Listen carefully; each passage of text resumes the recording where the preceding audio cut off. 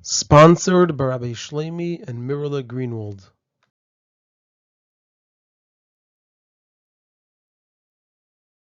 This is a Sicha from Likutei Sichos, Chelek Beis, Parshas Acharei, and the topic of the Sicha is that in this week's Parsha we learn how before the Isser of Arayos, so Hashem said, Ani Hashem Elokeichem, and we learn the teaching of Rashi on it. And there are three parts in the Sicha. The Rebbe will, number one, explain Rashi on a simple level. Number two, ask 8 questions on Rashi. And number 3, answer all 8 questions.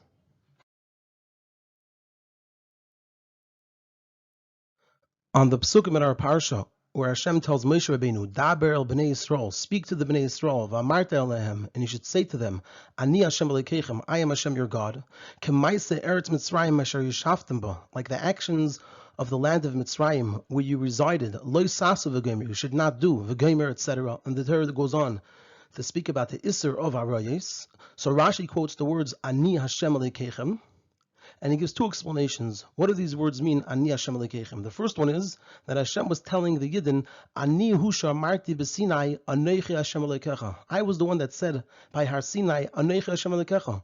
V'kibaltem aleichem malchusi, and you accepted upon yourselves my malchus. So me'ata kablu gzeirosai. So now accept upon yourselves my gzeiros. So Hashem was saying in the words, Ani Hashem Elokeichem, he was saying to the Yidden, I am the one that said, Anoichi Hashem Elokecha by Har Sinai, and you accepted upon yourselves my malchus. So now accept upon yourselves my gzeiros, my decrees. Then a second explanation. Rebbe says, Golu v'yadu lefanov, it is revealed and known in front of Hashem, shesoifan linotik ba'arayos, that they were destined to be pulled strongly into Arayos, b'mei Ezra, in the days of Ezra, and lefichach ba'aleim b'gzeira. Therefore he came upon them with a decree, and he said, Ani Hashem Elokeichem. He was saying with these words, Hashem was telling the Yidden, De'u mi geizer aleichem. Know who is the one that is decreeing this upon you. Dayan lihipara, he is a judge to punish, v'neman l'shalim sachar, and he is trusted to pay reward.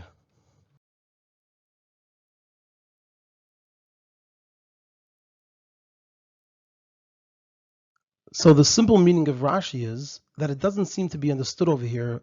What is the meaning of this tzivui that Moshe should talk to the Yidden and inform them that Ani Hashem Elokeichem? What's the chiddush in this? After Hashem took them out of Mitzrayim, gave them the Torah, etc., etc., etc. So what type of tzivui is this? To tell the Yidden Ani Hashem Elokeichem. And therefore Rashi explains that it's not something for itself. It's not an independent tzivui that Moshe should tell the Yidden Ani Hashem Elokeichem, but rather it's an introduction to what's written afterwards about the Isser of Arayos. And then he presents a second explanation that also there, again, it's an introduction, just in a different way, to the Isser of Arayos.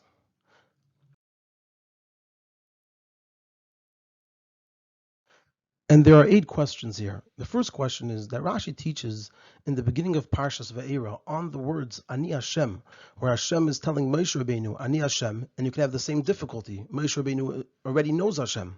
So Rashi explains, Neman l'shalim sochar toiv l'mashalchim l'fanai v'chulu, that I am trusted to give a good reward to those who go before me. U'v'loshen hazeh motzinu shehu nidrush b'kameh mekaymis. And we find that it's in this way that it's explained in many places. That it means to say, Ani Hashem, I am Hashem, Neman lipara v'chulu, I am trusted to punish, and Neman litin sachar, and I'm trusted to give a reward. And so Rashi says over there clearly the meaning of these words, Ani Hashem, and he says that Uvaloshan hazeh motzinu shehu nidrush b'kameh mekaymis, and we find that this is how it's explained in many places. And so the question is, why does Rashi point it out over here again? And more importantly, that he explains it in a different way, because both Perushim are different than the way the Rashi explained it over there. Because the first Perush says that it has to do with Kabbalah of the Gzeris. It has to do with Hashem saying, Anoichi Hashem Elokecha on Har Sinai, and you accepted my Malchus. Hashem is saying, now accept my Gzeris. And also according to the second Perush, Rashi's explanation is that why is it written here, not in order to say that Hashem is Neman Lipara and Neman Litin Sachar, but rather it's said over here because Goliv Yadol Lefanov, that they're destined to be pulled into Arayos.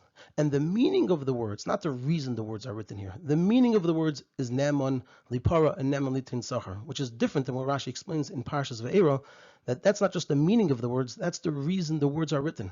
So why does Rashi point it out over here again? And more importantly, Why does he explain it according to both explanations in Rashi in a different way? The second question is, what's the difference in Pashtus Einyanim, not in Drush, Remez, or Said, but in Pashtus Einyanim, what's the difference between Kabbalas Malchusi and Kabbalas Agzeris? And actually, if we look at Rashi himself, Rashi says on Aseres Adibris, on the very beginning, Anochi Hashem Elokeichem, Acharei Meretz Mitzrayim. So Rashi explains, Ki dai hi ha'hitzah shetiu mishabadim li, that for the Meretz Mitzrayim, that's enough that you should be meshubah to me. So we see that Rashi is explaining the words Anochi Hashem Elokeichem, which talk about and they refer to Kabbalas HaMalchus, that it's directly related to shetiu mishabadim li. It's one and the same. If you accept the Malchus, that means you're going to be meshubah to Hashem. So in Parshas Einanim, what's the difference between Kabbalas HaMalchus and Kabbalas Agzeris? And especially when we look at Rashi himself, it seems that he's saying that they're one and the same. The third question is, on the other hand, if we're going to explain in Parshas Einanim that they are indeed different, that Kabbalas HaMalchus is one thing and Kabbalas Agzeris is something else, then Kabbalas Agzeris should have been said before the very first mitzvah, and it shouldn't have waited all the way to here in order to tell the Yidden to be Makabal Hashem's Agzeris.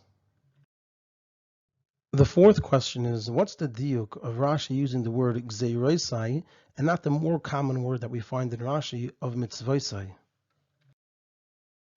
The fifth question is, we explained already many times that when Rashi brings two Perushim or more, so the reason for that is because each one has a difficulty that the other one doesn't have. And in addition, the one that's brought first, so its difficulties are less than the one that's brought second, and that's why the first one is first, because it's less difficult. And so the question over here is, what's the difficulty in each Pirush? It seems that both Pirushim fit very nicely into the Pasuk. The sixth question is, we also spoke many times that in general, Rashi doesn't mention the name of the Baal HaMemra, the one who said this teaching.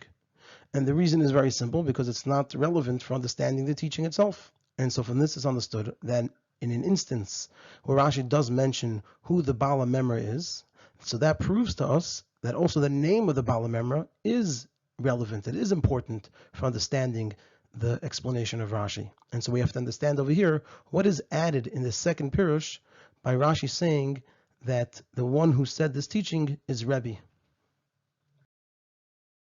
The seventh question is, why does Rashi say, Why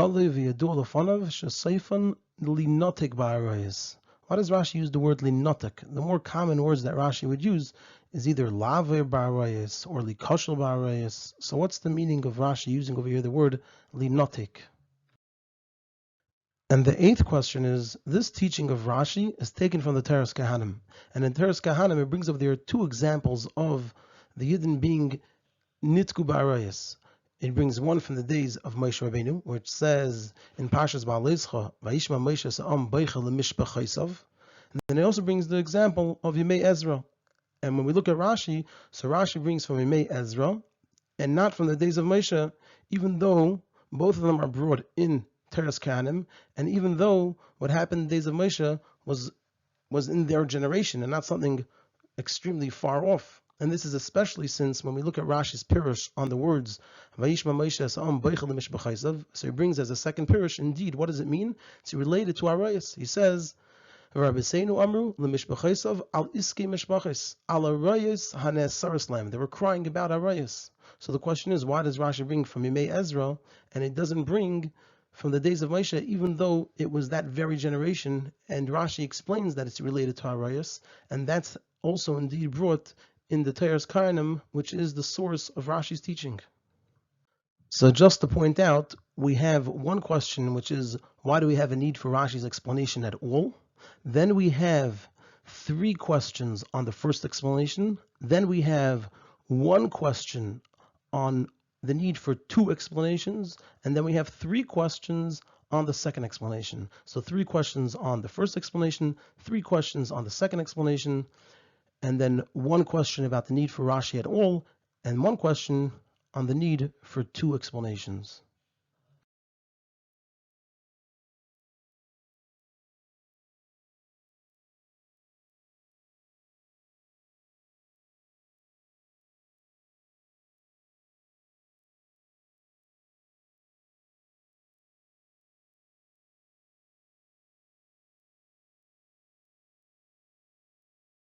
So now we're going to go straight from the questions right into the answer itself. And over here in this section, we're going to answer the first 4 questions about why we need this pirush and the 3 questions that we had on the first explanation of Rashi. So the explanation of all of this is as follows.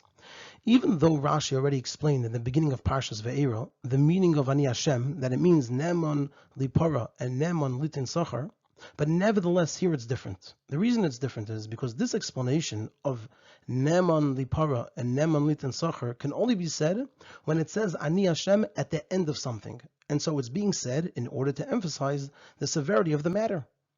Whereas when it says Ani Hashem at the beginning of a dibur, then we can't explain that it's coming to emphasize the severity of something since it didn't yet say anything. And therefore, we must say that it's not the beginning of something, but rather it's a command for itself. And like we indeed find that it's used this way in the beginning of the Acharei Dibros, where it says Anochi Hashem Elokeichem at the very beginning of the Acharei Dibros, and it's something for itself. It's a tzivui regarding Kabbalas Malchusay. So we have to say that it's not the beginning of something, but rather it's something for itself. However, it's understood that we can't say here that the command of Ani Hashem Elokeichem is about Kabbalas Malchusay, because they already did that by Har Sinai. And we also can't say that it refers to Kabbalas HaMitzvahs B'chlalos, because as we said in our second question, B'pashtas Einyanim, Kabbalas HaMitzvahs is a detail of Kabbalas Malchusay. And also we can't say that it's Kabbalas HaMitzvahs, because then it wouldn't belong here, but rather before the very first mitzvah. And so therefore, as a result of all of this, we must say that this is a new tzivui about Kabbalas Malchusay v'mitzvahs. How are we going to make sense of that? We're going to say that it's a tzivui about a new category of mitzvahs that they were not yet commanded about. They never got a mitzvah in this category. And also, this Kabbalah of this type of mitzvah is not included. It was not included in the Kabbalas HaMitzvahs. Conceptually, when they had Kabbalas HaMitzvahs, it did not include this mitzvah. And so now let's look and understand how this applies here. So the mitzvah that comes right after this new tzivui is the Arayos, which, as we're going to explain later in the next section, it's a gzeira. And so this proves that the tzivui of Amarta Aleichem, Ani Hashem Elokeichem, is about Kabbalas HaMitzvahs that are in the category of gzeiras, because this is a gzeira. Meaning, what are we saying here when we say it's a gzeira and it's a different category of mitzvahs? That even though by Har Sinai the Yidden did Kabbalas HaMitzvahs, but nevertheless we can say that they only accepted such mitzvahs that are in the realm of seichel. Meaning either it's understood or it doesn't. Seichel doesn't negate them. Seichel doesn't oppose them. However, those mitzvahs that seichel and seichel even of Kedusha opposes, then we can say that they aren't included. They weren't included in their Kabbalas Malchusay v'mitzvahs. And therefore, before commanding the Yidden now, for the very first time, about mitzvahs that are gzeira, Hashem first commanded them about Kabbalas HaGzeiros. So we have something over here completely novel. We have over here that Hashem is commanding the Yidden in our Parsha about a new Kabbalah, the Kabbalah of Gzeiros. And so this answers our first 4 questions. We understand why there's a need for Rashi here, because it says Ani Hashem before anything was yet said. We also understand how our second question, we said, isn't Kabbalas Malchus also include Kabbalas HaGzeiros? We're saying that it includes Kabbalas HaMitzvahs, but not Kabbalas HaGzeiros, not things that are opposed to by Seichel, as we'll see what that means later. We also understand why it was only said now and not before the very first mitzvah, because this is the very first mitzvah that is a gzeira. And we also understand why Rashi uses the word gzeiraisai and not mitzvaisai, because we're talking over here specifically about a new category of mitzvahs that are called gzeiros.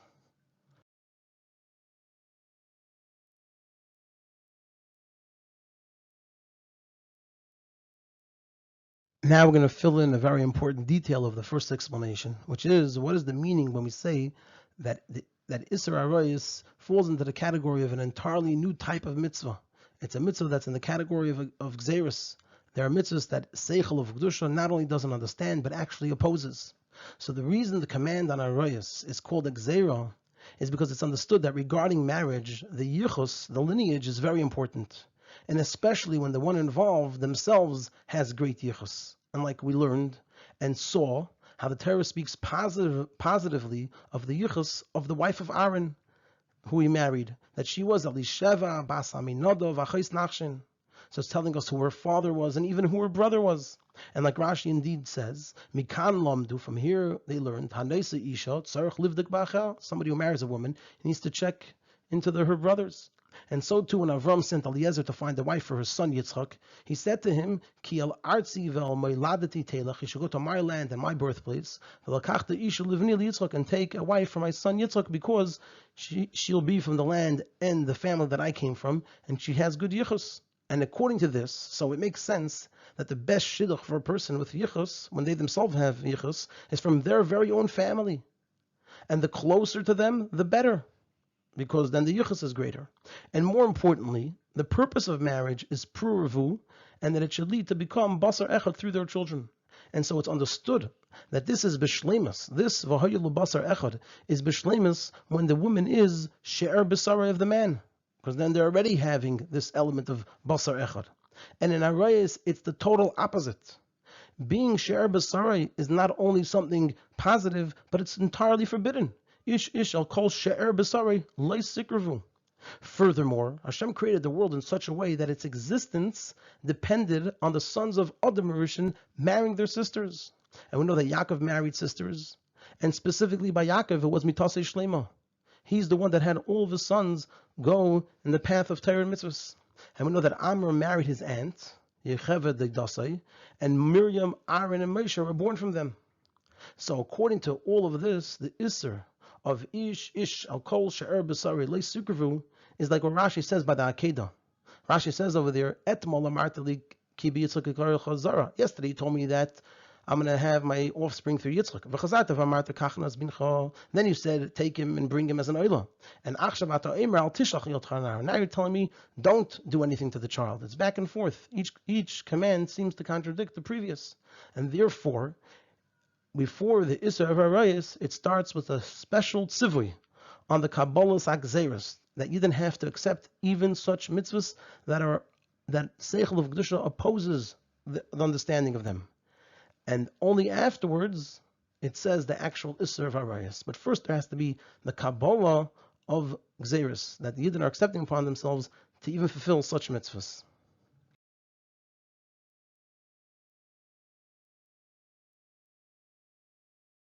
Now we're going to move on to answer part of the fifth question about what's the need for two Pirushim, what are the difficulties in each Pirush. So, however, this explanation doesn't fit perfectly for two reasons. Number one, even though Hashem only began commanding them now about Gzeris, and therefore there's no need for them to accept Gzeris, there was no need for them to accept Gzeris until now, nevertheless, simply, on a very simple level, it would be more fitting that when Hashem commanded Yidden about Kabbalah's Malchusei v'Hamitzvahs in general, about the general Kabbalah, He should also command them about all categories of mitzvahs, including Gzeris. And number two, even before Matan Torah, and even for Bnei Noach, some Arayos were forbidden, which is also a Gzera. And when Yidden said Nasa, it was on everything, even those Isurim. So it seems that there was Kabbalah's Gzeris already.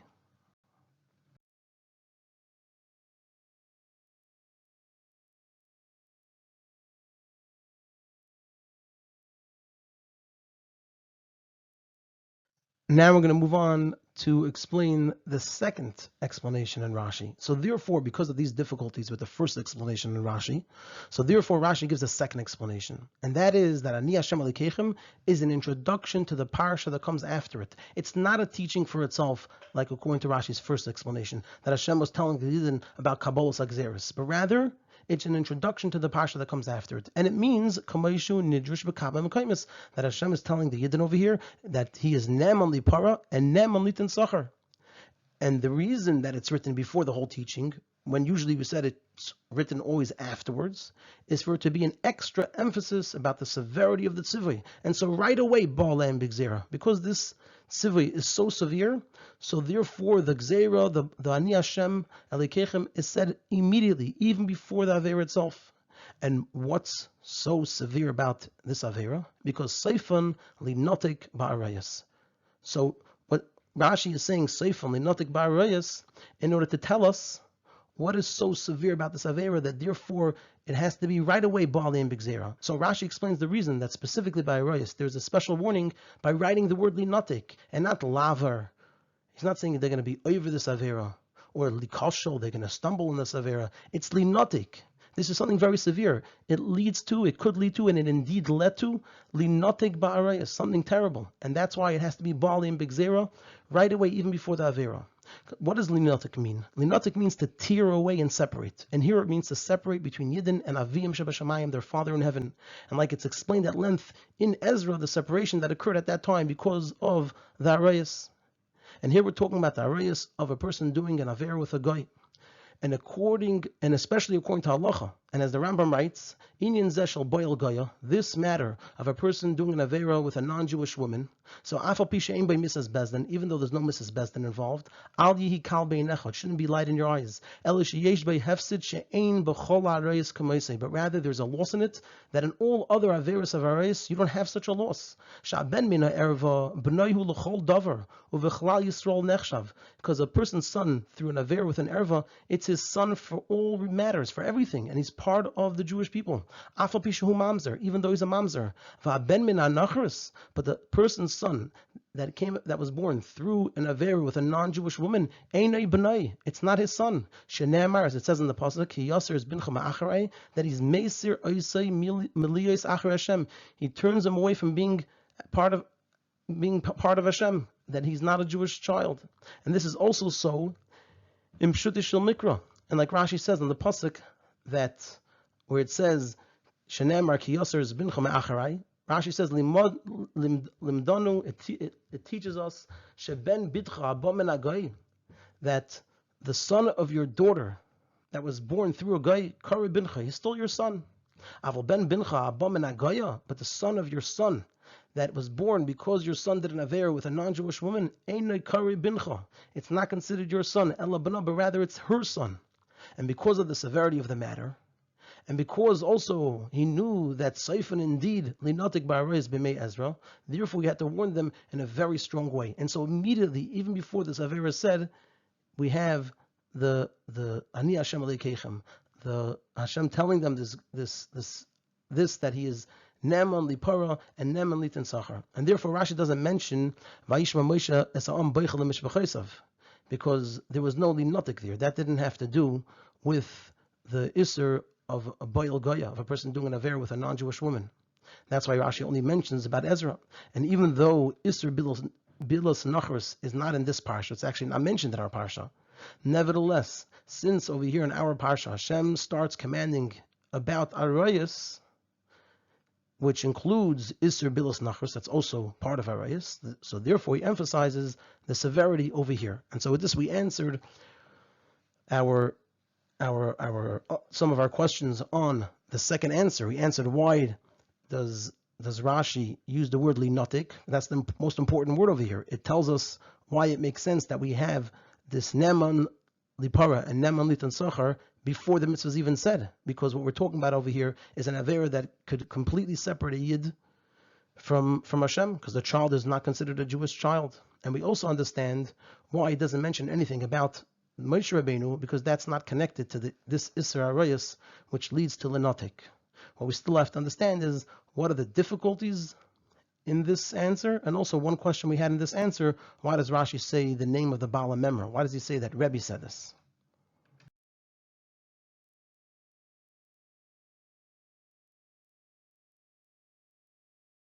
Now we're going to move on to explain what are the difficulties with the second explanation, and also why does Rashi say that Rebbe is the one that said the second explanation. However, this explanation doesn't fit perfectly, and even more than the first explanation doesn't fit.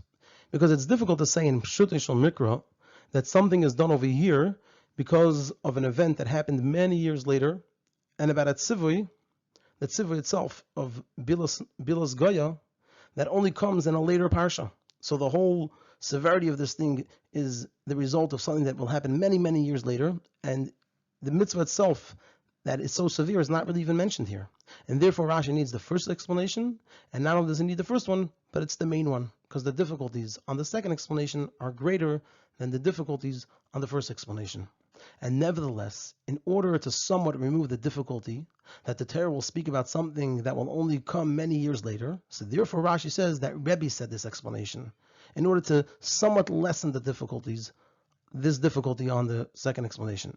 Rebbe, we know, organized and wrote the Mishnayos, even though the halacha is that Dvarim Shabal Peh, you're not allowed to write down Torah Shabal Peh. And the reason he did this is because the pasuk says in Tehillim, Kapitel Kuf Yotes, Eis Lases LaHashem Mefer Teresecha. That was a time to do for Hashem, and they were made for the Torah. And so we see that Rebbe explains a pasuk that was said by David HaMelech. He explained it in such a way that it refers to the writing of the Mishnah, which only happened also many, many, many years later. And so that's why Rashi says the name of Rebbe, in order to somewhat lessen the difficulty on the second explanation.